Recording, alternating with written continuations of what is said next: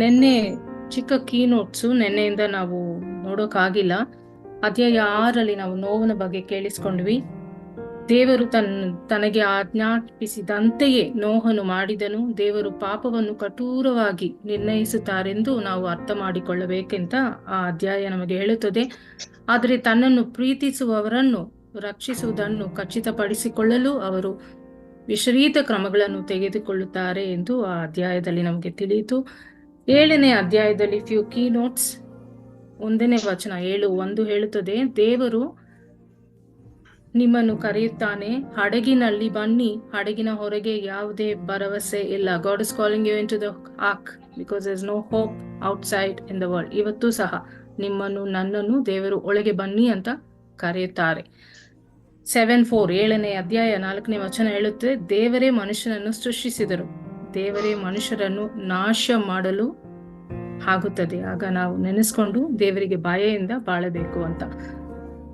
16ನೇ ವಚನ 5ನೇ ವಚನ 7:5 ಹೇಳುತ್ತದೆ, ಆದಿಕಾಂಡ ಸಂಪೂರ್ಣ ವಿಧೇಯತೆಯ ನಂಬಿಕೆಯ ಪ್ರಮುಖ ಅಂಶವಾಗಿದೆ. Time of complete obedience is the key aspect of faith.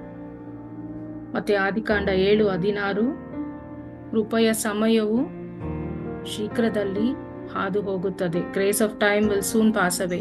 ದೇವರು ಅವರನ್ನು ಒಳಗೆ ಮುಚ್ಚಿದನು. Yesterday I asked, God himself shut the door of the ark. So when we trust in him, he will keep us protected. He will shut the door and keep us safe in his arms. So ಅಧ್ಯಾಯ 8 ತನ್ನ ತೀರ್ಪಿನ ಹೊರತಾಗಿಯೂ ದೇವರು ನಂಬಿಗಸ್ತನಾಗಿ ಉಳಿದಿದ್ದಾನೆ. ನಾವು ಭರವಸೆ ಮತ್ತು ನವೀಕರಣವನ್ನು ನೋಡುತ್ತೇವೆ. ಅಲ್ಲದೆ ದೇವರು ಸೃಷ್ಟಿಯೊಂದಿಗೆ ಒಂದು ಒಡன்பಡಿಕೆಯನ್ನು ಸ್ಥಾಪಿಸುತ್ತಾರೆ. ಮತ್ತೊಂದು ಜಲಪ್ರಯದಿಂದ ಭೂಮಿಯನ್ನು ನಾಶ ಮಾಡುವುದಿಲ್ಲ ಎಂದು ವಾಗ್ದಾನ ಮಾಡುತ್ತಾರೆ.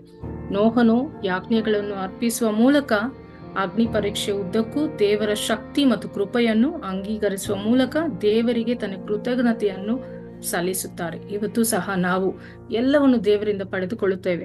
ದೇವರಿಗೆ ಕೃತಜ್ಞತೆ ಕೊಡೋದಕ್ಕೆ ತುಂಬಾ ಸತಿ ಮರೆತು ಹೋಗ್ತೇವೆ. ಸೊ ನೋವನ ಸ್ಟೋರಿಯಲ್ಲಿ ನಮ್ಗೆ ಈ ಅಧ್ಯಾಯದಿಂದ ನಮ್ಗೆ ಗೊತ್ತಾಗುತ್ತೆ. 10ನೇ ಅಧ್ಯಾಯ ಕೀ ನೋಟ್ಸ್. ಅವರು ಎಲ್ಲ ಜನರ ಮೇಲೆ ನಿಗಾ ಇಟ್ಟನು ಮತ್ತು ಅವರು ಎಲ್ಲಿ ವಾಸಿಸಲು ನಿರ್ಧರಿಸಿದರು ಮತ್ತು ನಮಗೆ ಐತಿಹಾಸಿಕ ದಾಖಲೆಯನ್ನು ನೀಡಿದರು ಎಂದು ನಾವು ಅರ್ಥ ಮಾಡಿಕೊಳ್ಳಬೇಕೆಂದು ದೇವರು ಬಯಸುತ್ತಾರೆ. ಎಲ್ಲ ಮಾನವರ ಪರಿಸರ ನೇರವಾಗಿ ಸಂಬಂಧ ಹೊಂದಿದ್ದಾರೆಂದು ದೇವರು ನಮಗೆ ನೆನಪಿಸುತ್ತಾರೆ. ನಾನು ಎಲ್ಲೋ ಇದ್ದೀನಿ, ನೀವೆಲ್ಲ ಎಲ್ಲೋ ಇದ್ದೀರಾ. ದೇವರ ಕೃಪೆಯಿಂದ ಮಾತ್ರ ನಾವೆಲ್ಲ ಈಗ ಒಟ್ಟಿಗೆ ಸೇರಿ ದೇವರ ವಾಕ್ಯವನ್ನು ಓದ್ತಾ ಇದ್ದೀವಿ. So we all come from the same family. So God is reminding us not to have any division. We are all children of god.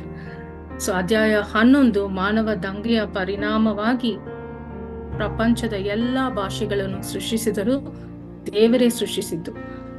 ಅಬ್ರಹಾಮನಲ್ಲಿರುವ ತೇರಾದಂತೆ ಅವರು ತನ್ನ ಯೋಚನೆಯನ್ನು ಸ್ವಚಿಂತ ಕಾರ್ಯಗೊಳಿಸಲು ಯಾರನ್ನಾದರೂ ಕಂಡುಕೊಳ್ಳುತ್ತಾರೆ ಎಂದು ನಾವು ತಿಳಿದುಕೊಳ್ಳಬೇಕೆಂದು ದೇವರು ಬಯಸುತ್ತಾರೆ. He chooses his own people to do his work.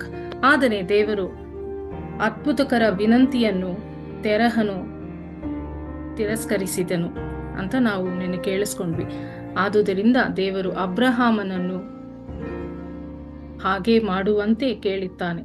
ನಂತರ ಅಧ್ಯಾಯಗಳಲ್ಲಿ ಇವತ್ತು ಕೇಳಿಸ್ಕೊಂಡ್ವಿ, ನಾವು ನೋಡುವಂತೆ ಅಬ್ರಹಾಮನು ಯಶಸ್ವಿಯಾದನು. ಈ ಸಕ್ಸೀಡೆಡ್ ಇನ್ ಗಾಡ್ಸ್ ಪ್ಲಾನ್. ನಾವು ಸಹ ದೇವರ ಚಿತ್ತವಂತೆ ಅವರು ನಮ್ಗೆ ಏನ್ ಹೇಳ್ತಾರೋ ಅದನ್ನ ಮಾಡ್ಬೇಕು ಅಂತ ಮಾಡ್ತೀವಾ, ಇಲ್ಲ ನಮಗೆ ಏನ್ ಇಷ್ಟವೋ ಅದನ್ನ ಮಾಡ್ಕೊಂಡು ಹೋಗ್ತೀವಾ ಅಂತ ನಾವು ರಿಫ್ಲೆಕ್ಟ್ ಮಾಡೋದಿಕ್ಕೆ ಈ ಒಂದು ಅಧ್ಯಾಯ ನಮ್ಗೆ ರಿಮೈಂಡ್ ಮಾಡುತ್ತೆ. ಅಧ್ಯಾಯ 12 ಅಬ್ರಹಾಮನಂತೆ ಮಹಾಪುರುಷನು ಕೂಡ ಪಾಪ ಮಾಡಲು he was tested. ಸೊ ನೀವು ಕೂಡ ಇವತ್ತು ನಮ್ಮ ಶಿಲುಬೆಯನ್ನು ತೆಗೆದುಕೊಳ್ಳಲು ಪ್ರತಿದಿನ ಉತ್ತಮ ಹೋರಾಟವನ್ನು ಹೋರಾಡಲು ನಮ್ಮನ್ನು ಆಹ್ವಾನಿಸಲಾಗಿದೆ. ನಮಗೆ ದೇವರು ಕೊಟ್ಟ ಕರೆ, ನಮಗೆ ಏನ್ ದೇವರು ಕೊಡುತ್ತಾರೋ ಅದನ್ನು ನಾವು ತಗೊಂಡು ದೇವರನ್ನು ಫಾಲೋ ಮಾಡಿ ನಡೆಯಬೇಕು ಅಂತ. ಅಧ್ಯಾಯ 13 ಅಬ್ರಹಾಮನು ದೇವರ ದರ್ಶನವನ್ನು ಅನುಸರಿಸಿದವನ್ನೇ ಹೊರತು ತನ್ನ ಸ್ವಂತ ದರ್ಶನವನ್ನಲ್ಲ. ಅವನು ತಂದೆಯ ಚಿತ್ತವನ್ನು ಮಾಡಿದ ಕಾರಣ ಮತ್ತು ದೇವರು ಅವನಿಗೆ ಒದಗಿಸಿದ ಆಧ್ಯಾತ್ಮಿಕ ಆನುವಂಶಿಕತೆಯನ್ನು ಬಳಸಿದ್ದಾರೆ ಎಂದು ನೋಡಿದ್ದೇವೆ. ಅವನು ಜೀವೊಂದಿಯೊಂದಿಗೆ ಸಂಪರ್ಕಿಸದಲ್ಲಿದ್ದನು.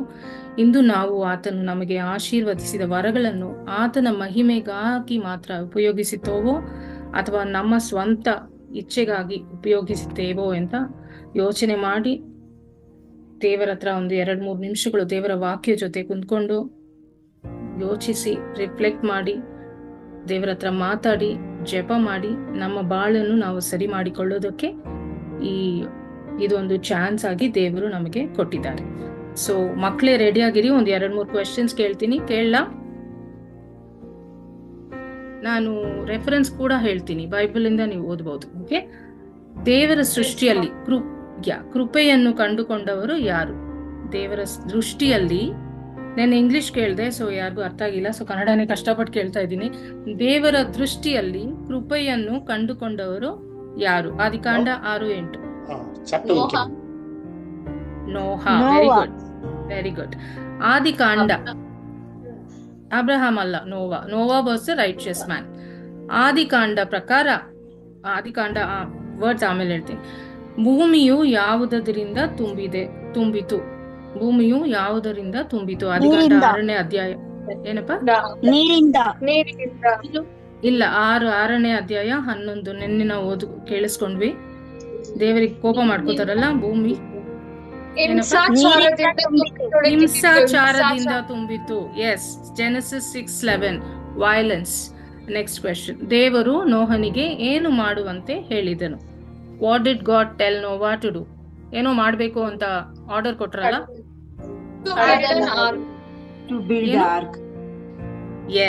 ಒಂದು ಹಡಗು.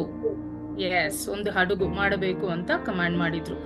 ಆದಿಕಾಂಡ 6ನೇ ಅಧ್ಯಾಯದಿಂದ. ಮತ್ತೆ ಮನುಷ್ಯನ ದುಷ್ಟತನಕ್ಕೆ ದೇವರು ಪ್ರತಿಕ್ರಿಯೆ ಹೇಗಿತ್ತು? ಮನುಷ್ಯನ ದುಷ್ಟತನಕ್ಕೆ ದೇವರ ಪ್ರತಿಕ್ರಿಯೆ ಹೇಗಿತ್ತು? ಆದಿಕಾಂಡ 6:5ರಿಂದ 6ನೇವರೆಗೆ ವಚನ. ಜಲಪ್ರಳಯವನ್ನು ಕಳಿಸಿ ಇಲ್ಲ, ಬೇರೆ ದುಷ್ಟತನಕ್ಕೆ ದೇವರ ಪ್ರತಿಕ್ರಿಯೆ ಹೇಗಿತ್ತು? ಸುತ್ತಲೇ ಇದ್ದು ಅವರ ಮನದ ಯೋಚನೆಗಳು ಸದಾ ಕೆಟ್ಟದ್ದಾಗಿದ್ದವು. ಇದನ್ನು ಕಂಡು ಸರ್ವೇಶ್ವರ ಮನುಷ್ಯನನ್ನು ಇಲ್ಲಿ ಸೃಷ್ಟಿ ಮಾಡಿದ್ದಕ್ಕಾಗಿ ವ್ಯತ್ಯಪಟ್ಟು, ನಾನು ಸೃಷ್ಟಿಸಿದ ಮಾನವರನ್ನು ಈ ಜಗದಿಂದ ಅಳಿಸಿ ಬಿಡುತ್ತೇನೆ. ಮನುಷ್ಯನನ್ನು ಮಾಡಿದ್ದಕ್ಕಾಗಿ ವಿಷಾದಿಸಿದರು, ದೇವರು ದುಃಖಪಟ್ಟರು. Last question for the day. ಅಬ್ರಹಾಮನು ಮೂಲ ಯಾವ ನಗರದಿಂದ ಬಂದನು? ಅಬ್ರಹಾಮನು ಯಾವ ನಗರದಿಂದ ಬಂದನು? ಎಲ್ಲಿಂದ ಬಂದಿದ್ದು? ಅವರ ಹೋಮ್ ಲ್ಯಾಂಡ್ ಯಾವುದು? ಆದಿಕಾಂಡ 11:28ನೇ ವಚನ. ಇಲ್ಲ, ಅದು ಸೆಕೆಂಡ್ ಪ್ಲೇಸ್. ನಾನು ವರ್ಡ್ಸ್ ಹೇಳಿದ್ದೀನಲ್ಲ, 11:28. ಮೊದಲ ಅಬ್ರಹಾಮನ್ ತನ್ನ ಜನ್ಮಭೂಮಿಯಲ್ಲಿ ಬಾಬಿಲೋನಿನ ಊರ್ ಎಂಬ ಪಟ್ಟಣದಲ್ಲಿ. ಎಕ್ಸಾಕ್ಟ್ಲಿ, ಊರ್, ಕರೆಕ್ಟ್. ಊರ್ ಆಫ್ ದ ಚಾಲ್ಡೀಸ್. ಕನ್ನಡದಲ್ಲಿ ಕಾಲ್ದಿಯರ. ಅದಕ್ಕೆ ಹೇಳಕ್ ಬರಲ್ಲ, ಅರ್ಧ ಬರ್ಧ ಬ್ರೋಕನ್ ಕನ್ನಡಲ್ಲಿ ಏನೋ ಹೇಳ್ತಾ ಇದೀನಿ, ಸೊ ನನ್ನ ಕ್ಷಮಿಸಿ. ಅದಕ್ಕೆ ನಾನು ವಚನ ಕೊಡ್ತಾ ಇದ್ದೀನಿ. ಊರ್ ಆಫ್ ದ ಚಾಲ್ಡೀಸ್, ಕಾಲ್ದೀಸ್. ಕನ್ನಡದಲ್ಲಿ ಕಾಲ್ದಿಯರ, Ur of the Chaldeans. 11:28. So ಅಬ್ರಹಾಮನ ಸ್ಟೋರಿ ಇವತ್ತು ತುಂಬಾ ಚೆನ್ನಾಗಿ ನೀವು ಓದಿದ್ದೀರಾ. ನಾಳೆ ನೋಡೋಣ ಕೀ ನೋಟ್ಸ್. ಸೊ ನಾಳೆ ಕ್ವೆಶ್ಚನ್ಸ್ ಕೇಳ್ತೀವಿ. So thank you all so much. God bless. Good night. Take care. Bye bye. Thank you, ma'am.